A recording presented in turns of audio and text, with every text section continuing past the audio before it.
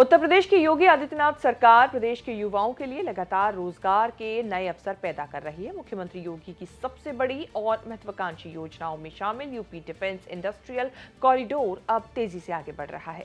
इस योजना से न केवल निवेश बढ़ रहा है बल्कि हजारों युवाओं को नौकरी मिलने की उम्मीद भी मजबूत हो गई है।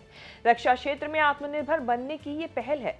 यूपी डिफेंस इंडस्ट्रियल कॉरिडोर योजना देश को रक्षा और एरोस्पेस क्षेत्र में आत्मनिर्भर बनाने के उद्देश्य से शुरू की गई है। इस योजना के तहत अब तक 62 कंपनियों को करीब 977 हेक्टेयर जमीन दी जा चुकी है। बता दें कि इन कंपनियों से लगभग 12,000 करोड़ रुपए का निवेश आ रहा है और इससे 14,000 से ज्यादा लोगों को सीधे रोजगार मिलने वाला है। इसके अलावा 110 से अधिक कंपनियां इस कॉरिडोर में निवेश के लिए तैयार हैं। इन कंपनियों के साथ MOU की प्रक्रिया चल रही है।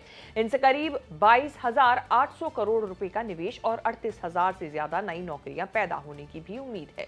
6 जिलों में ये डिफेंस कॉरिडोर जो है वो बन रहा है। UP expressway industrial development authority यानी कि UPEIDA ने डिफेंस कॉरिडोर के लिए प्रदेश के 6 जिलों को चुना है। इसमें अलीगढ़, कानपुर, लखनऊ, झांसी, चित्रकूट और आगरा शामिल है। बता दें कि इन जगहों पर कुल 2,097 हेक्टेयर से ज्यादा जमीन को मंजूरी दी गई है। फिलहाल 1,598 हेक्टेयर से अधिक जमीन निवेश के लिए उपलब्ध है। इसमें अलीगढ़ को सबसे ज्यादा फायदा मिल रहा है।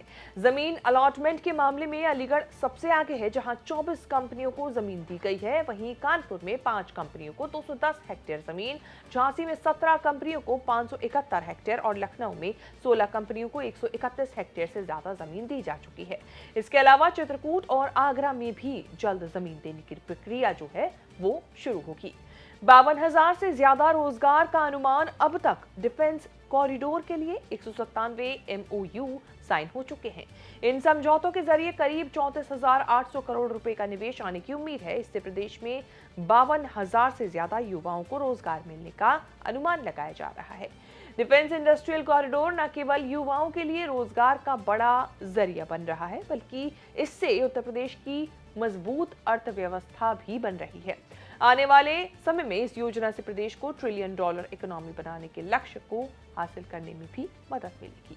जॉब अलर्ट की इस रिपोर्ट में इतना ही। इस रिपोर्ट को लेकर आपकी क्या राय है कमेंट करके जरूर बताएं और इस तरह की खबरें आगे भी देखने के लिए बने रहें न्यूज तक के साथ। जाते जाते हम अपने दर्शकों को बताते जाएं कि आपके प्यार और विश्वास की बदौलत ही न्यूज तक को बड़ा मुकाम मिला है।